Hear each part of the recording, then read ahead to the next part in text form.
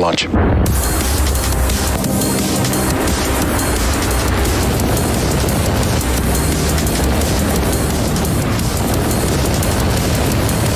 Vehicle is supersonic.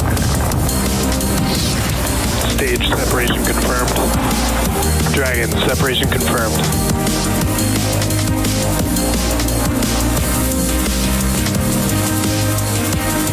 Stage 1 is transonic. Landing legs have deployed.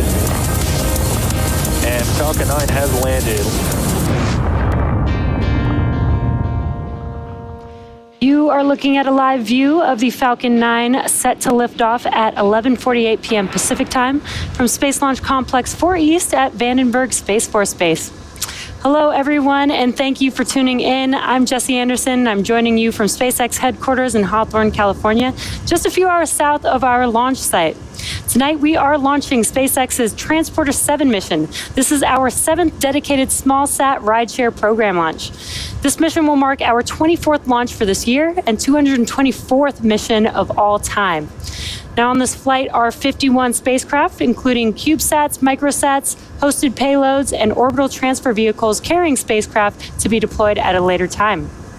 Now, it might be worth mentioning that weather is currently red for liftoff at this time, but moving forward with our T0 of 11:48 p.m. Pacific time to see if we can find some good weather.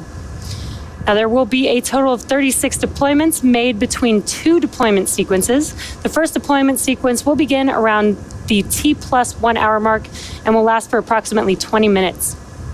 We are expecting to lose ground station coverage partway through the first deployment sequence, so only some of our deployments will be visible today.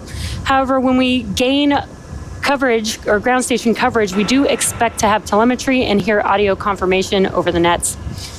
The second and last deployment will happen at the T+2 hour and 35 minute mark after additional second stage burns. And speaking of payloads, on board the Falcon 9 today, we have a main payload located at the top of the stack for our customer, Tubitsak Uzai. The MECO spacecraft is the 4th satellite manufactured by Tubitsak Uzai, which is the space branch for the Scientific and Technological Research Council of Turkey. MECO in Turkish means collaboration or collective work, as it was a project that was worked on by several institutions and holds great significance in the Turkish culture. Now with that, here's a video highlighting our main payload.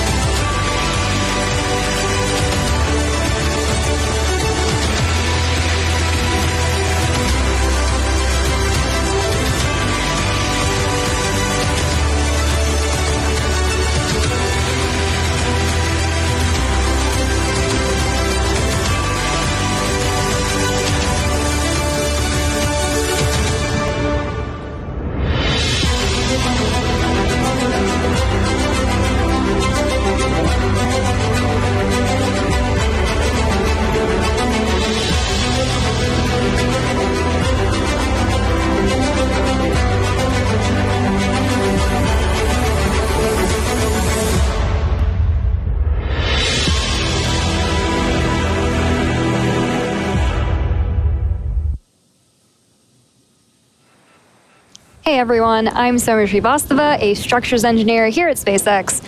On your screen is a live view of the Falcon 9, which is a reusable 2-stage rocket, which rolled out to the pad and went vertical early this morning. Falcon 9 is kind of like two rockets in one, with the first stage and the second stage stacked on top of one another.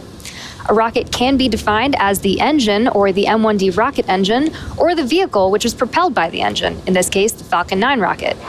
For a sense of scale, the two-stage Falcon 9 stands about 70 meters tall, which is slightly taller than a 21-story building.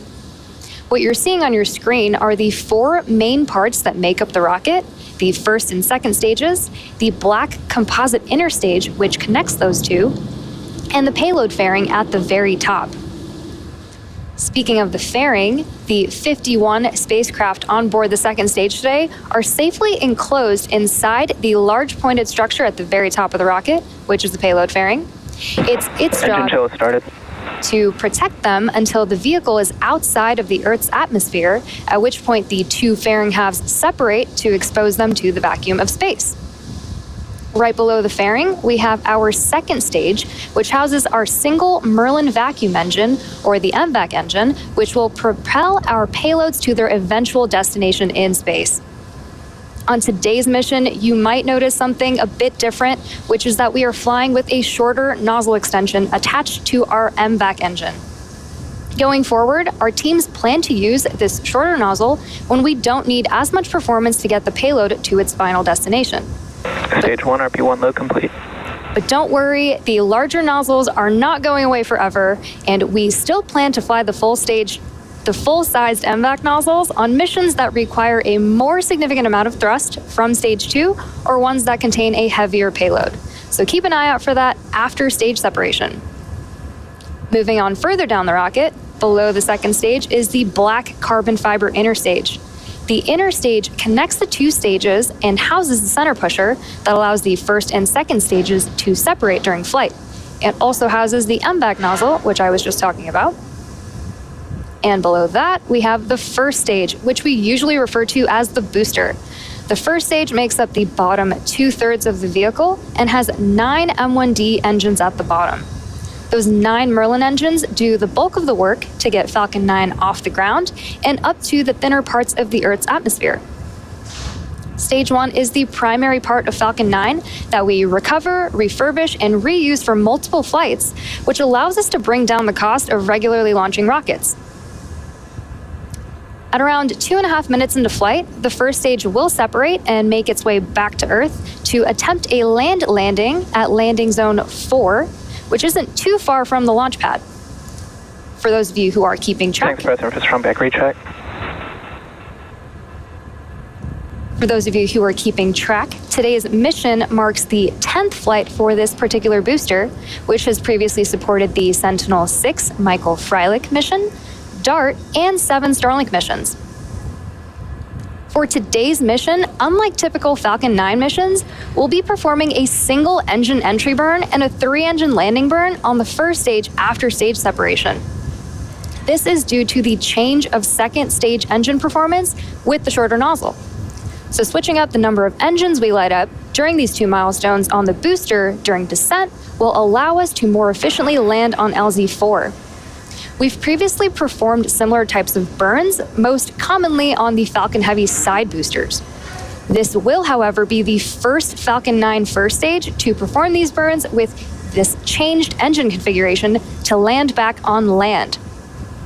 It's also worth noting that we are predicting slightly higher winds during our landing attempt, but hopefully the weather will cooperate with us.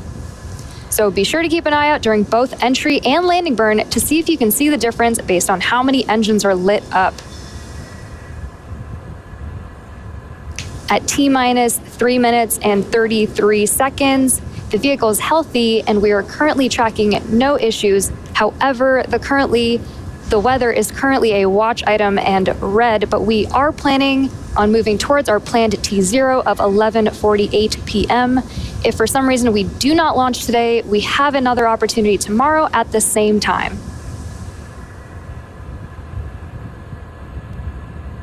Stage 1 lock load complete. Our goal with these missions is to provide small satellite operators competitive pricing, increased flight opportunities, and flexibility. We're flying some really cool payloads on this mission, including several different types of Earth observation spacecraft, collecting greenhouse gas emissions data, hyperspectral imaging, student research projects, and orbit-changing vehicles. It's pretty incredible how even the smallest satellites can make meaningful contributions to take care of planet Earth and our efforts to visit other worlds. And we're looking forward to providing a great ride to space for these 51 payloads on board today in just a few minutes from now.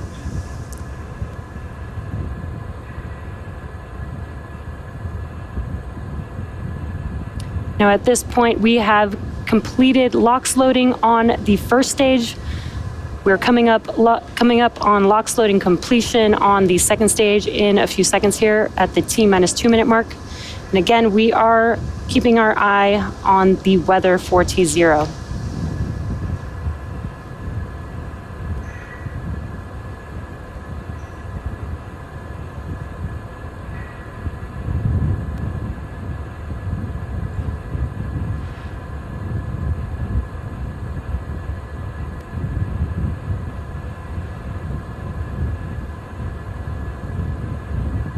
Stage 2, LOX load complete. There's that call out that we were waiting for.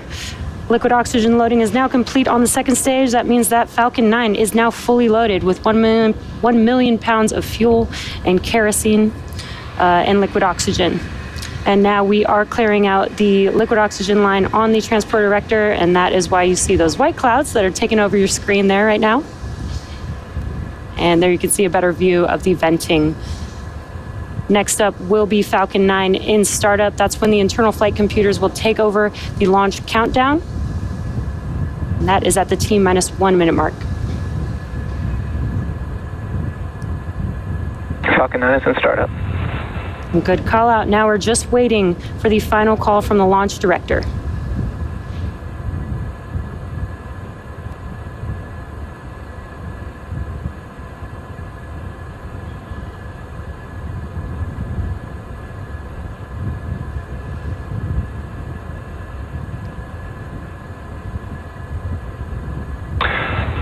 Launch director on countdown 1.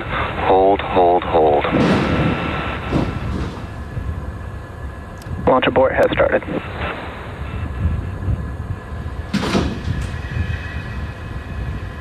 Now, as you just heard the launch director, we have had a hold on the countdown.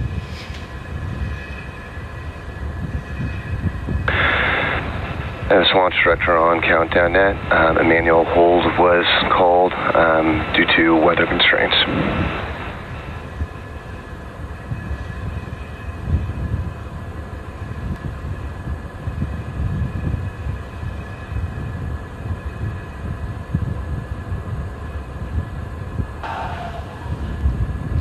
Now, as you heard on the nets, the launch director did call a hold on the countdown today, and that was due to weather.